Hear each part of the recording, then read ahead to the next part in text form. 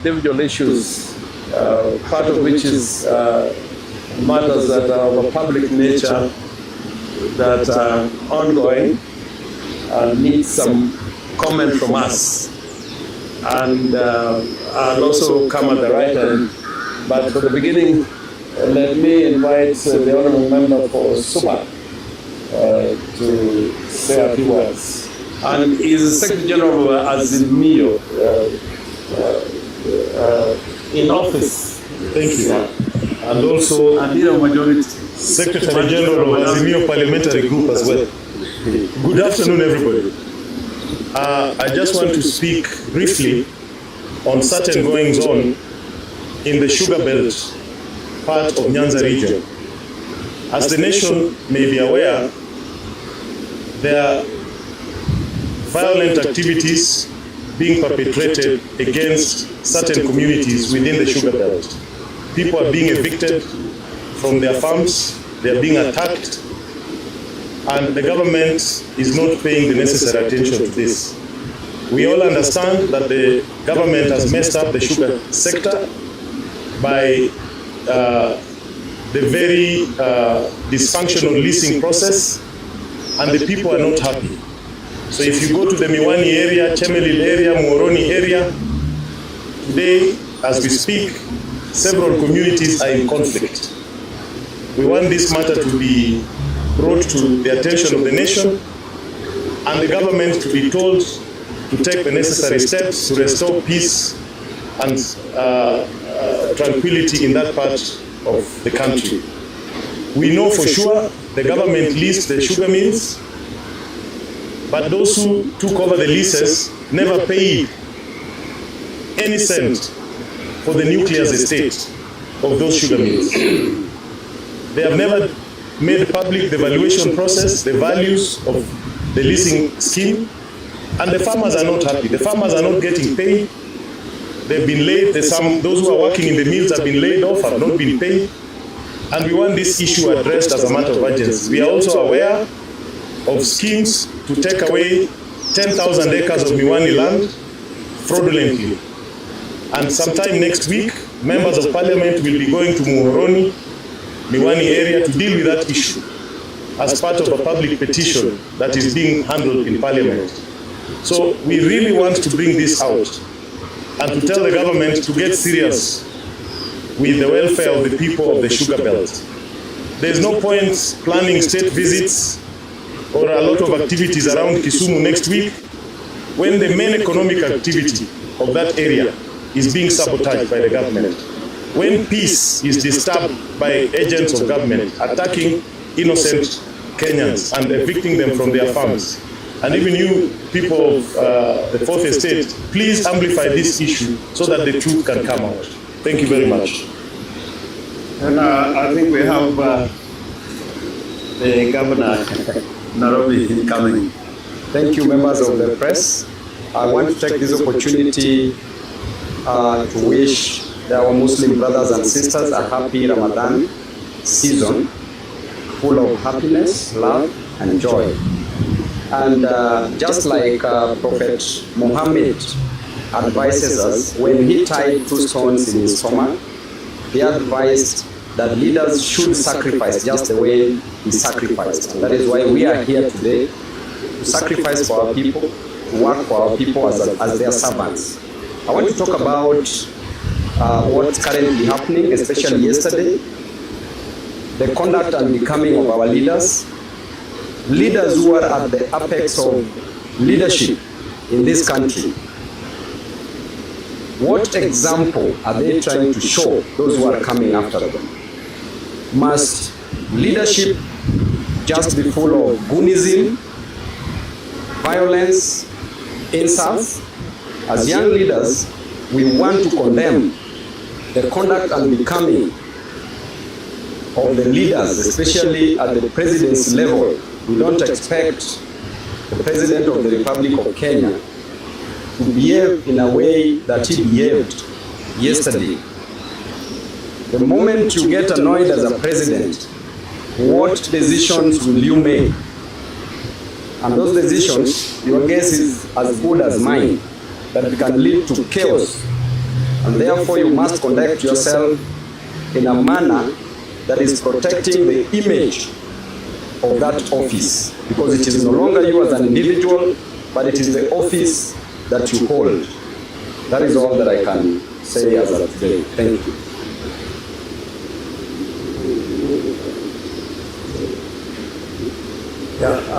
Ruben. Thank you very much, our leader. I'll be very much brief, members of the press. First, it's about Nairobi. The demolition of the properties around Nairobi is really very bad. Just yesterday, you saw it in Kamkunji. People were really surprised of what the demolition occurred there. And in fact, I give credit to the members of the press of what you did. You shown that what happened yesterday was not good. So I don't know why the government is doing that. You know, Nairobi is becoming like a place where people are sleeping outside every day, which is not good. To add on what our incoming governor of Nairobi said about discipline. Discipline, that's my work. And I'm telling Kipchumba, kamata bwana hawa watu. Kwani usikamate Ruto? Kamata yeye. Why are they doing that? He wanted to arrest somebody else recently. Sasa kamate president. Si anatukana watu matusi mbaya. Wewe William, wache hiyo mambo bwana. Wewe president. We have to tell you. Wewe ni mwenzetu. We know you very well. Wengine hawakujui, sisi tunakujua. Na wasicheze. We don't want our kids to come out the way things are happening. Insults everywhere from our leaders. William, wache hiyo mchezo bwana. Thank you. Brian, our coordinator from Kakamega. Thank you so much. My name is Dr. Brian Lishenga. I would like to address matters concerning the health sector.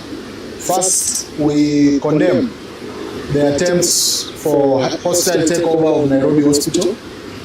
This is a private institution, and therefore we condemn any attempts by any individuals using state resources to take over the Nairobi Hospital. The Nairobi Hospital is long established, it has its proper structures, they should be respected. We also condemn the arrest of senior doctors by the government on allegations that have no heads or tails, and we call immediately for the release of Dr. Obwao and the colleagues, and we ask that the state gets its hands off the health sector. The correct focus of the state should be on the rundown public health system, the hospitals that are not being paid, the patients that are not being supported.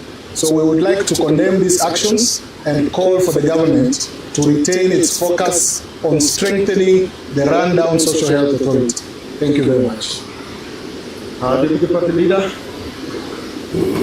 Well, I think my colleagues have emphasized most of the issues, but I just want to reiterate that after the Eid holiday, we will be resuming our activities as indicated by our senior Governor Orengo, that on 22nd, on Sunday, we shall be visiting Narok town, and on 27th, we are holding an ODM People's National Delegates Convention, which is going to run parallel to the NDC that has been called by the Linda Group, Linda Brown Group, and on 29th we shall be having a mega rally in Mombasa town. So I think those dates are very clear, and I also want to emphasize that the Linda Mwannchi, we have made a decision that we are not going to participate in the National Delegates Convention that has been convened and organized by the Linda Brown Group, because that NDC is illegal that NDC is undemocratic, and some of the ODM members have gone to court questioning the legitimacy and also the legality of that NDC. So that has to come out very clearly. We control 35 counties out of the 47 counties, and we expect that the delegates who will be coming to our meeting will be the joining delegates, as opposed to theirs who will be fake delegates. And we are told they are compiling a list of fake delegates who will attend the NDC. So any ODM member, be aware that the NDC convened by the Linda Ground Group is illegal, and should be avoided like plague. The NDC they should come to is the NDC organized by the Linda Mwannchi group that is here today. And finally, I also want to pick up on what Honorable Babu said regarding the conduct of our leaders. I want to remind President William Ruto that he took the oath to uphold the Constitution of Kenya. And some of the utterances that he has made for the past few days do not portray a leader who is supposed to be the president of Kenya. In fact, I want to remind President William Ruto that his utterances actually border on misconduct, which is a ground for impeachment of the president of Kenya. We want a president that will unite this country, a president that respects the Constitution, and a president that respects alternative opinion, so that we can have a strong country. Thank you very much. Just two comments from me before we invite the questions. I also want to join in by saying the president must be called to order. And quite rightly, as stated by Senator Godfrey Osotsi, the grounds of impeachment normally include gross violation of the law and violation of the Constitution. The Constitution on leadership and integrity requires that state officers, which include the president, must conduct themselves in a manner that brings honor to the nation and dignity to the office that state officer occupies.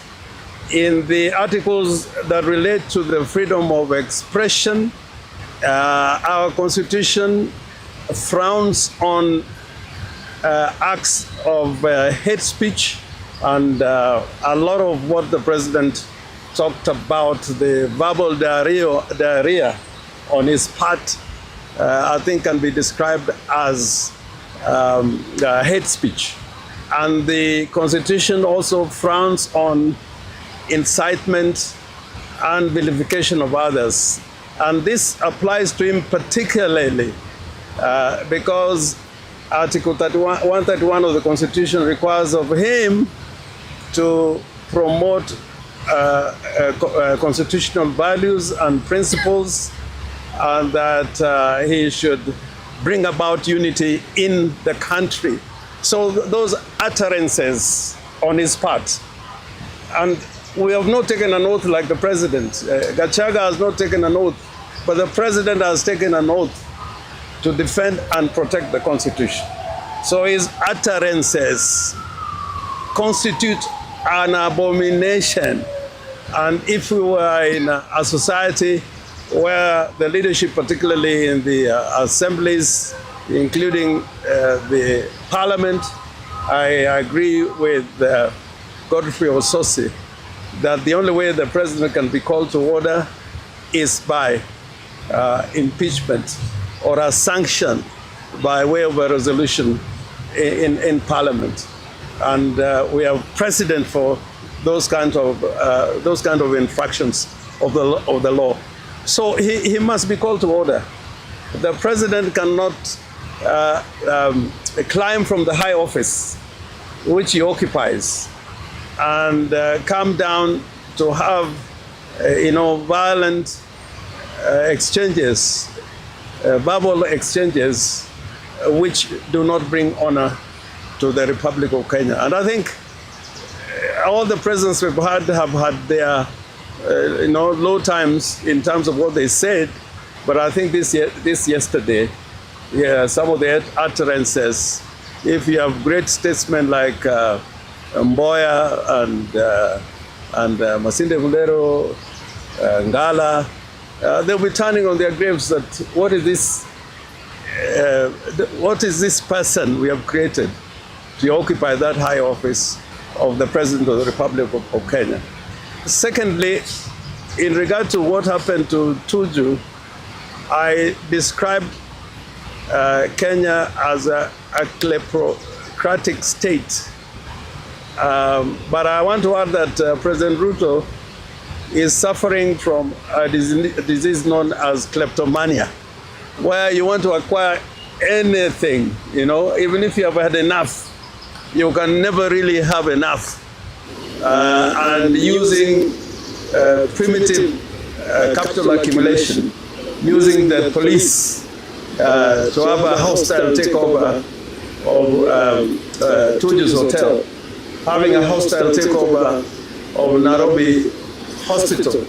I think the degree to which President Ruto wants to own the state called Kenya, the real estate of Kenya, which belongs to the people, is alarming. And if it remains unchecked, whatever elections we will be having in the future, whether President Ruto is sitting in State House or not, he will control the states because he would have acquired not only state corporations, state assets, but also be in competition with businessmen in the private sector. So these two things are not doing well for Kenya at all. And finally, I want to conclude by saying, Linda Mwannchi, we are fighting for the soul of the party called ODM, and they're also fighting to protect the legacy of Raila Amolo Odinga. Raila was a Democrat, he was a fighter for social justice, and he was a fighter for human rights. What we are seeing happening with some of our colleagues within ODM goes against the very many principles that Raila fought against and landed him into detention and many arrests and many violent confrontations with the state.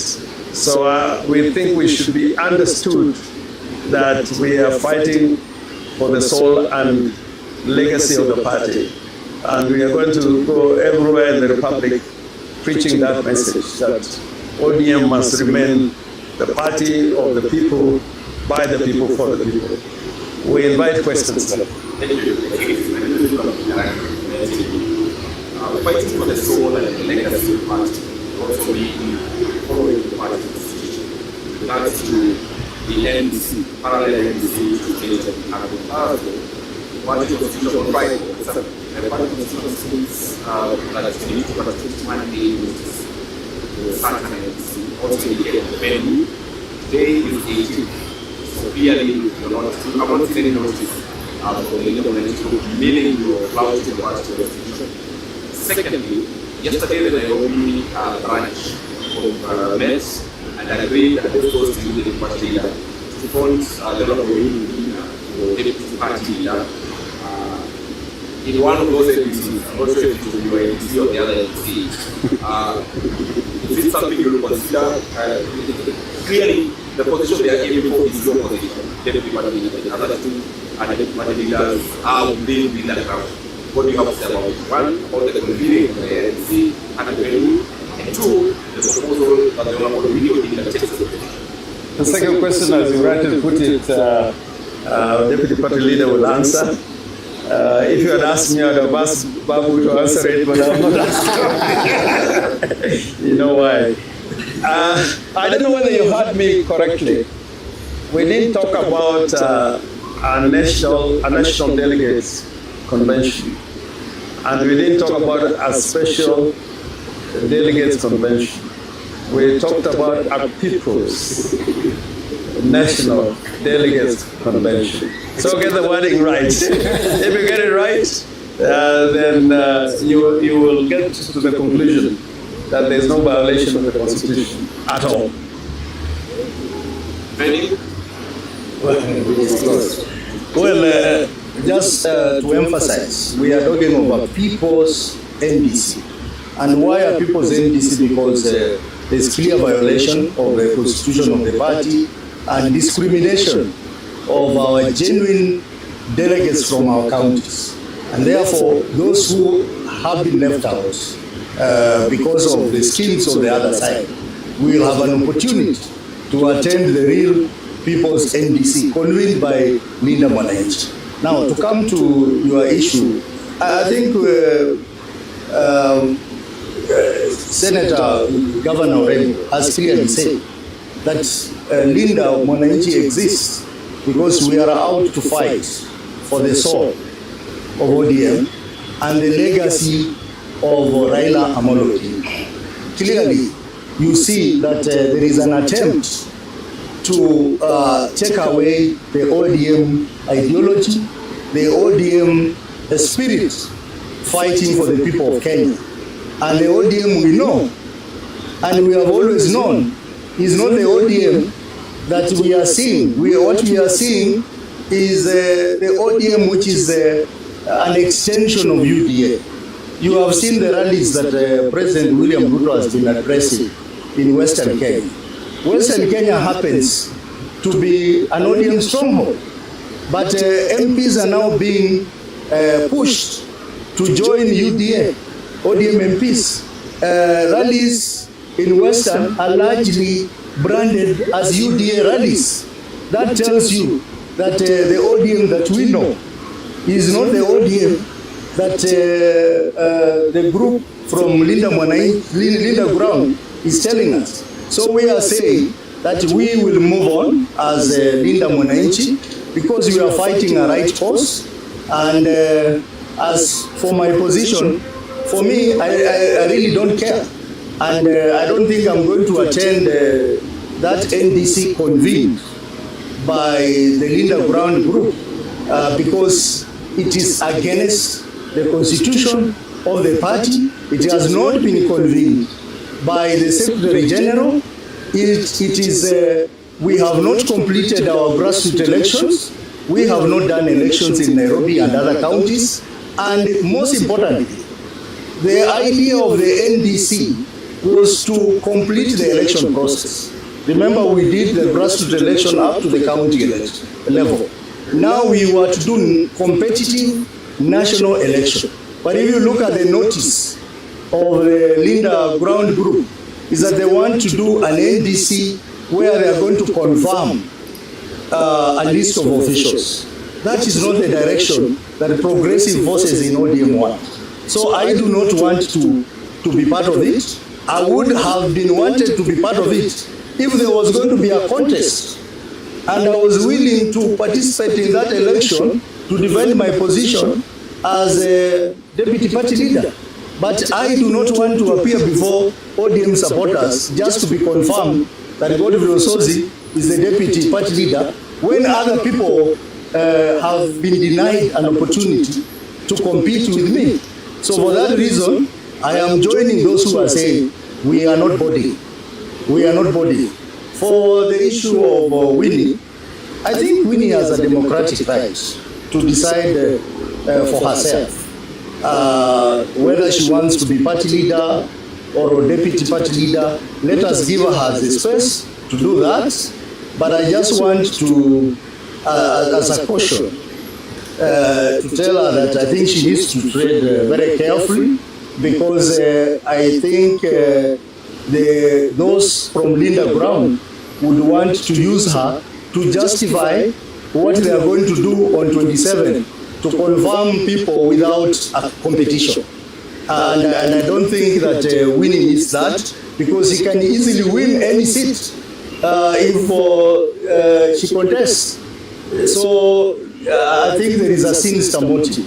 But we are not focused on that as Linda Mwannchi group because our focus is to fight for the soul of ODM and the protection of legacy of Baba Raila Amolo. I think on the issue of Winnie, now that comrade says that I need to say something, I'll answer Winnie's issue with a story that is told about a turtle that had a kingdom. So there's a person who went close to a pond where the turtle was the king or the queen. So the person told the turtle that, do you believe that there is a bigger kingdom than the pond that you are at? And the turtle said that this kingdom is the biggest. There is no any other kingdom. And if you show me another kingdom, I will give you my kingdom. Then the person led the turtle into an ocean. So initially when the turtle was swimming, it was knocking the walls of the pond because the pond was small. Then when the turtle was put inside the ocean, it started swimming and couldn't reach the end of the ocean as it was doing to the pond. Then the turtle said that indeed there is a bigger and a better kingdom than where I was. So I would like to tell Winnie that she's bigger than the pond where she's going. She should join the ocean, and this is where the ocean is. Thank you. And I think to be fair to Winnie, if you listen to what she has said since our great late father died,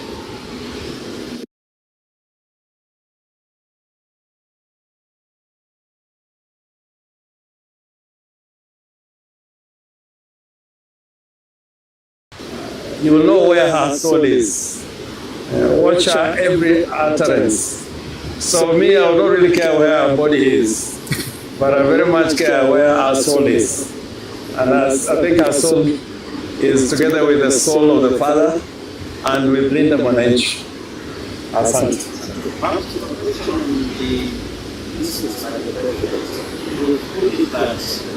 Our country is not an society. They are white and Christians. From prior to my time.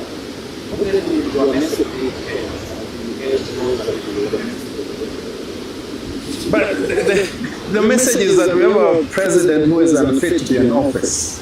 Not in 2027. He is unfit to be in office now. And if here the Constitution means for his removal, the job should be done now, not in 2027. And this is a call to action for all Kenyans to do everything possible to ensure that we don't have a rogue president and that we don't have a bandit government, and that will be decided at the ballot. But if the Kenyans choose, it can also be done by other justifiable means, which, if you have read the law well and jurisprudence well, when there is an injustice and terror, you cannot wait for the ballot. And the law also says if you are attacked in your house, you defend yourself before you go to see a policeman.